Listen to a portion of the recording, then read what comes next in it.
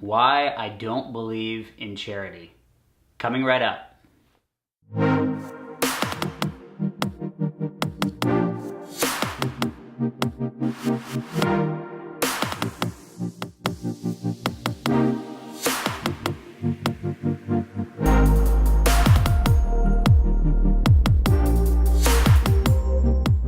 Welcome back to our first installment of the series, Why I Do Not Believe In. And these are things that many people believe in and I don't believe in, and we're going to discuss why that is. This week, I do not believe in charity. Why do I not believe in charity? Isn't charity a good thing? What is charity? Let me read the definition of charity. Charity is the voluntary giving of help, typically in the form of money, to those in need. Helping, giving to those in need. Why would I not believe in such a nice thing like charity? So let me start off with an extreme example. For some of the old guys out there, old girls out there, you may remember Band-Aid. Back in 1984, what that was is this guy Bob Geldof got all these famous British and Irish musicians together, Sting, Bono, all the big ones, and they sang this song, Do They Know It's Christmas Time? And it had some really cheesy lyrics, but it was massive and shot up to the top of the charts all around the world. It raised over $100 million for charity, and the charity was helping out people who were starving and suffering in Ethiopia. So it sounded like this great thing. There was all these celebrities. There was a number of follow-ups. There was a bunch of American musicians led by Lionel Richie and Michael Jackson. But it seemed like this amazing thing with $100 million. That's a ton of money back in the 80s. I don't know what the inflation rate is now, but either way, that's a lot of money. What happened later is a reporter decided to find out where the money was going, and he looked up his, back in the day, on his microfiche and just did a little research, and what happened with the money was actually very startling. Let me read to you. This is from Spin Magazine, who broke the story back in the day. And this put a massive damper on one of the feel-good stories of the year. This is what it says about the investigative reporter that researched what happened with the Band-Aid money. It says he discovered it was not doing good, but horrifically, unimaginably, the exact opposite. The Ethiopian dictator, Mengistu, I probably butchered that, oh well.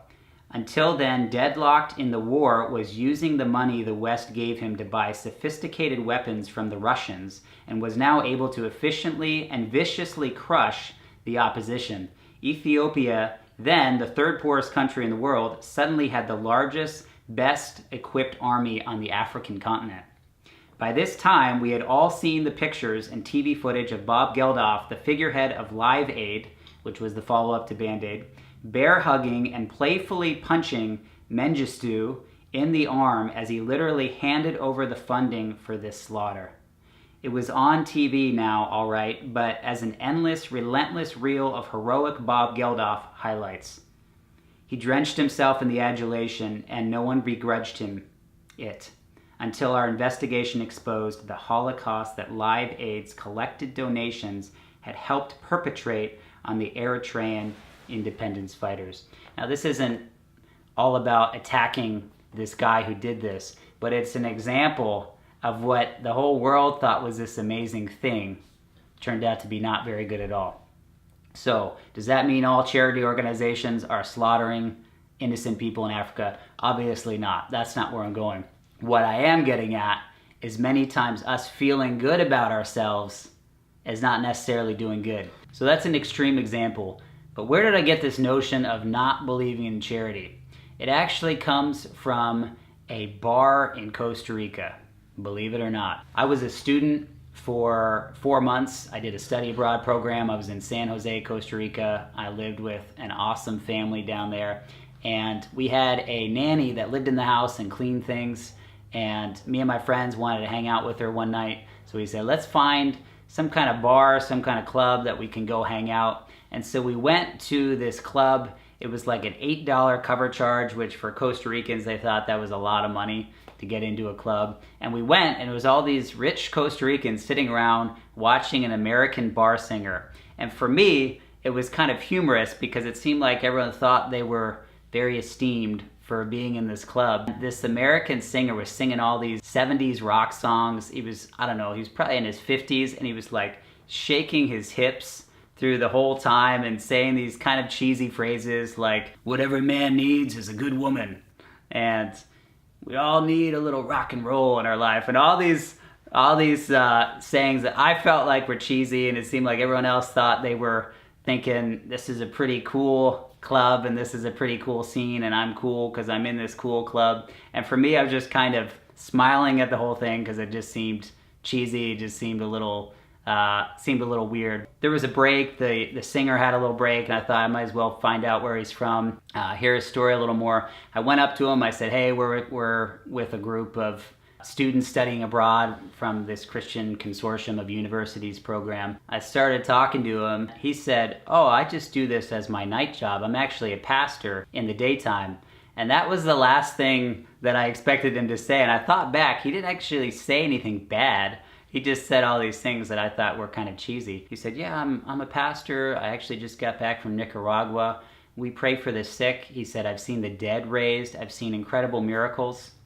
And I was just blown away again. That was the last thing I was expecting to hear from this bar singer dude who was shaking his hips too much, in my opinion. You know, if we had a chart of age, of how old you are versus how much you can shake your hips, I think if you had a line down here and he's way up here, like way beyond the acceptable hip shaking range. But I wasn't expecting that, and he starts telling me about these amazing stories of what he's seen. And then he told me this line, which gets back to our video, but he said, I don't believe in charity. He said, charity is helping out those poor people, going and helping poor people. And he said, I don't believe in that. What I do is I go make friends with the poor, and then I help my friends out. And he said, if you were in trouble, your friends would help you out, right? And I said, yeah. And he said, if your friends were in trouble, you'd help them, right? And I said, yeah.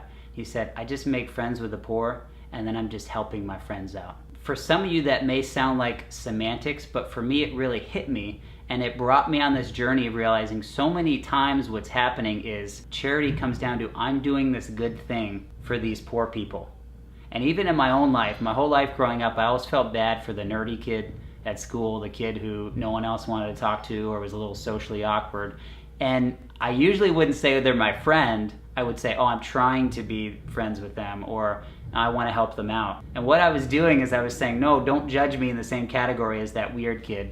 I'm up here and I'm doing this nice thing by coming down and helping this kid. And I saw that was so pervasive in my life of doing my good deed. I remember passing out food to elderly couples with one of my friends, and one of my friends said, oh, did my good deed for the week. And so I've seen in me, and sometimes in charity, there's a self-righteousness there, and there's this, I'm descending to these people who are lower than me to help them. What am I getting at? Are all charitable organizations bad? No, of course not. I'm on the board of directors of 2 different nonprofit organizations, which I think are doing a lot of good work.